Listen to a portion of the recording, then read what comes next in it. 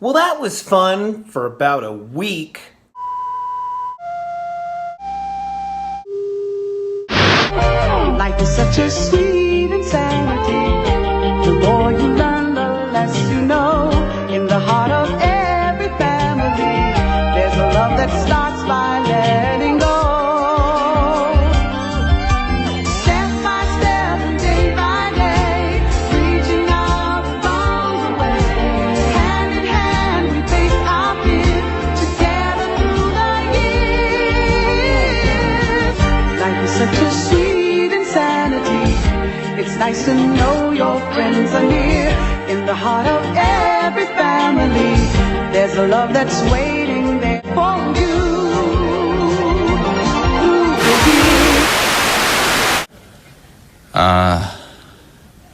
Said some pretty nasty things to some Afro-Americans.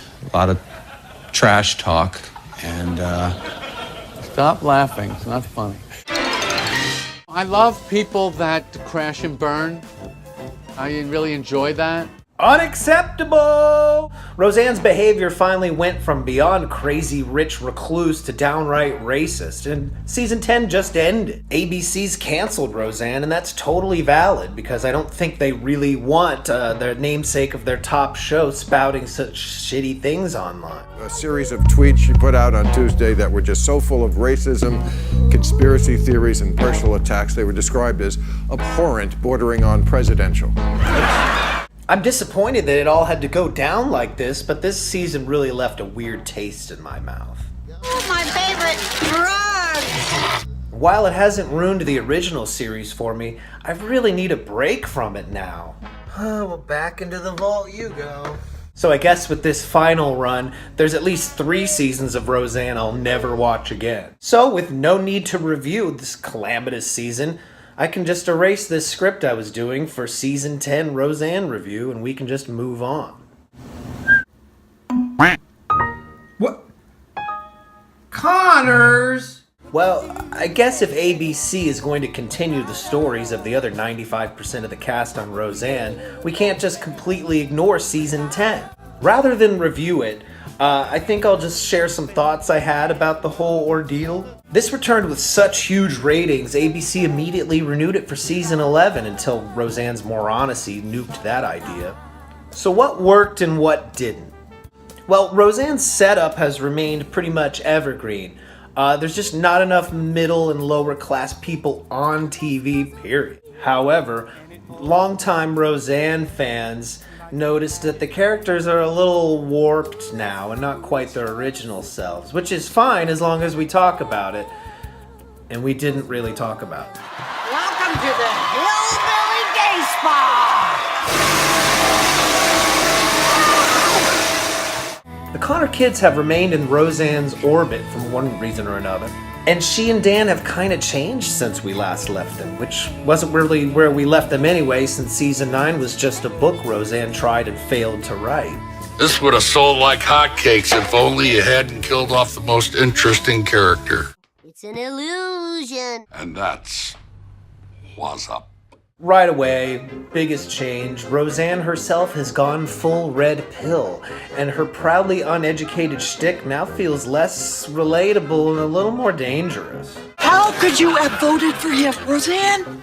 He talked about jobs, Jackie. He said he'd shake things up. Have you looked at the news? Because now things are worse. Not on the real news. Oh, please! She's so off-putting that I really don't understand why they didn't just call this show Darlene and regulate Roseanne's role to a newly bonkers Fox News victim.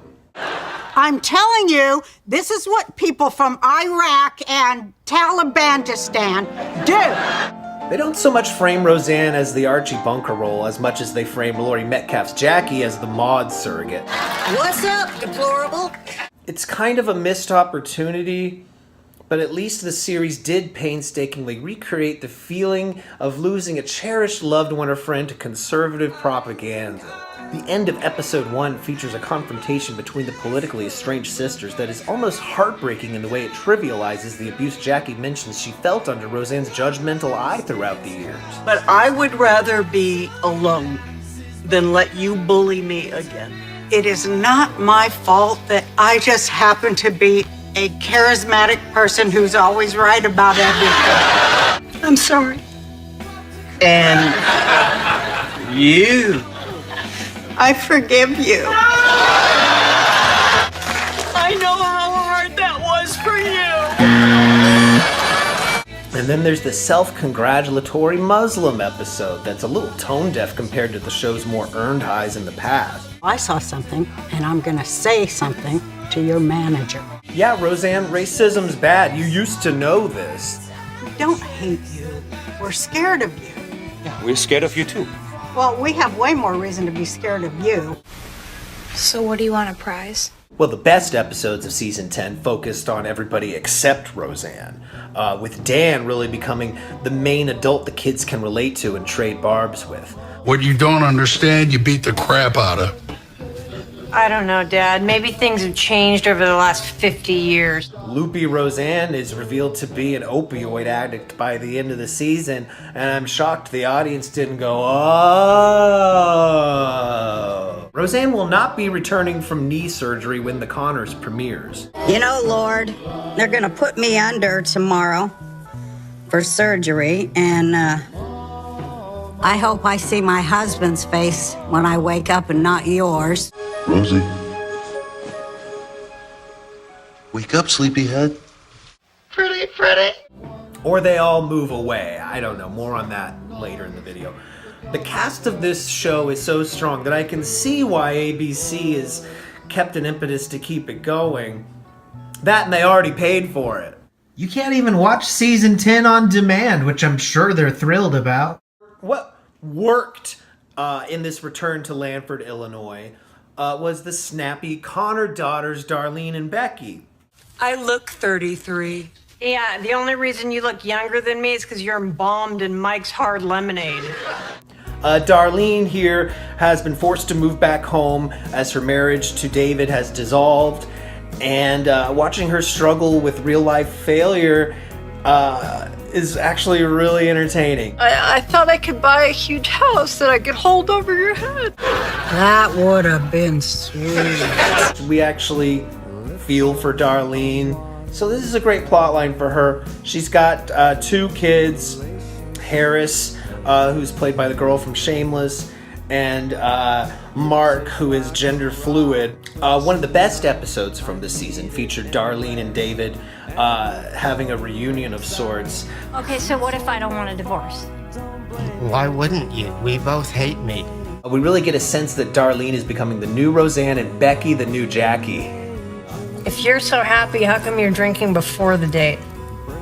Because I have a drinking problem. David plays his cameo well and gets the best performance from Roseanne in the entire season in a scene that has the weight of decades-old characters trying to make their lives work with each other. I know you're a quality person, David. I want you to prove me right. And Becky Connor, the sister you love to hate. You live with Mom and Dad. You can't even escape the gravitational pull of this house. I didn't know how much I missed her. And by the way, I'm about to have a baby. I don't need to be stressed out. Becky Connor is trying to surrogate a baby for Becky 2, who is here in an extended cameo. She's working for a Mexican restaurant, really can't make ends meet. Position, feel thyself. I love Becky Connor in this return, and hopefully with the reshuffle of everything, Becky and Darlene will become the forefront of the show, as they should have been in this reboot. Of course, John Goodman is a powerhouse as Dan Connor. Questions? Comments? No, sir. You always were a smart boy. He forgets where he hid his gun in the first episode of the new season. I just realized we got kids in the house and I can't remember where we hid our gun. They have a gun, and the story was that they can't find it, and I really wanted the 5-year-old to find it. And the network everyone was pretty freaked out about it, and I fought really hard, and it was kind of a hill that I died on. Leaving this a gun in the first act. Unfortunately, I don't feel like DJ was given nearly anything to do. He's discharged from the army and is taking care of his daughter while his wife remains in active duty. He says he feels like he needs therapy, and Dan says they should just restore some bikes together. Problem solved? One thing I didn't know I never wanted to see was Crystal in this outfit.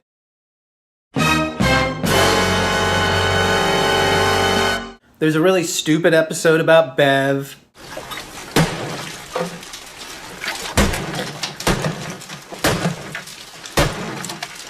The final episode features some great John Goodman acting, and I really wonder what role Dan can play without Roseanne once The Conners starts.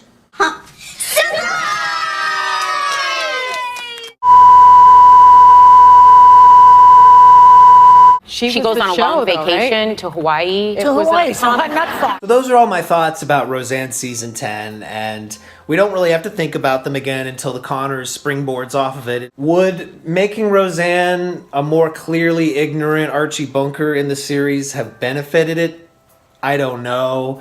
The real Roseanne would never let the writers portray her this way, and she's never really seen as right or wrong. The David versus Darlene episode and the finale come the closest to what this series' mantra should have been. Life is complicated. You're not hiring illegals. Maybe a show featuring Darlene in an even further complex situation would help boost that realization. Otherwise, we've kind of missed some opportunities here. The lost gun plot, recognizing the irony of complaining about illegals while Becky makes her living off serving in a Mexican restaurant.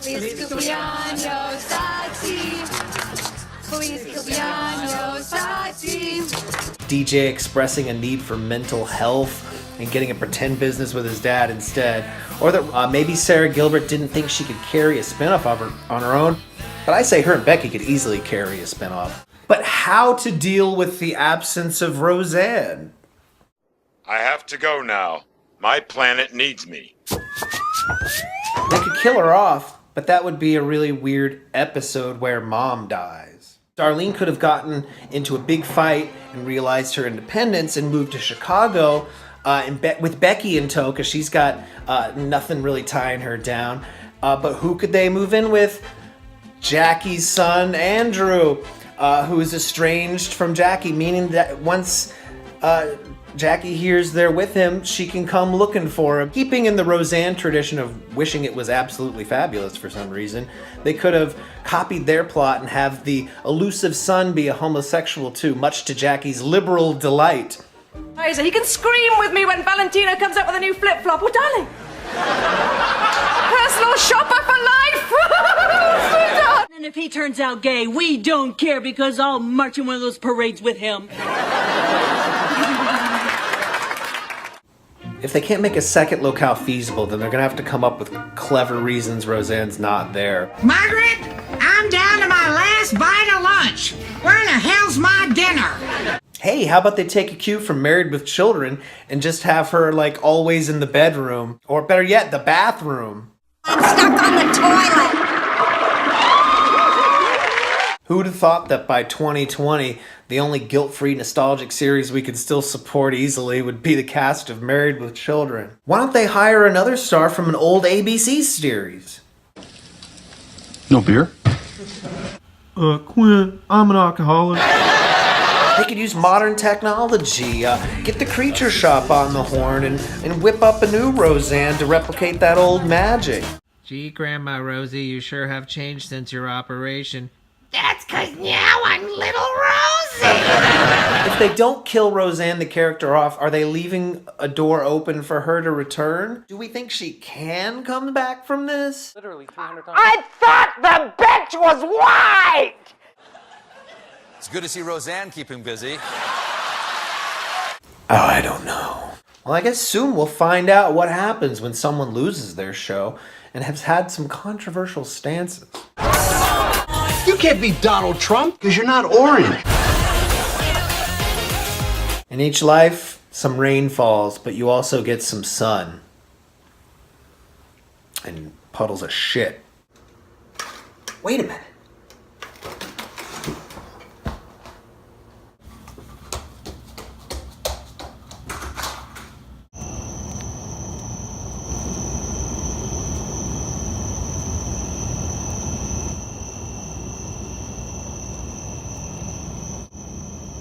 That's the Connor house. Right?